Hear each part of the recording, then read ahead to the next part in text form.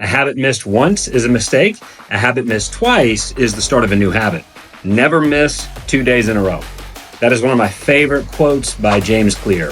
So, what are the most impactful things that I apply this rule to? Number one is going to be exercise. I never go 2 days in a row without exercising. Now, don't get me wrong, there's plenty of days where I get really, really sore and I overtrain sometimes, and I can definitely use a rest day. But on those days where I do need to rest a little bit more, I just stretch or do some yoga or some light cardio, but I never go 2 days in a row without exercise. The second thing I use this rule for is productivity at work. I'm sure you guys have heard me talk about this in the past. I have two major quadrants that I try to spend at least 90% of my time in. That's quadrant 1 and quadrant 2. Quadrant 2 is really more important, and I feel when I get pulled into urgent matters, necessarily important, that's when my productivity drops.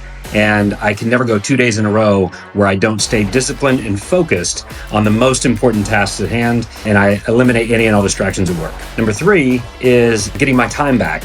I never get my time stolen 2 days in a row. And what I mean by that, it's kind of a phantom of the number 2 that I just mentioned, but it really just applies with all categories of life. You need to stay disciplined with who you spend your time with and how you spend your time.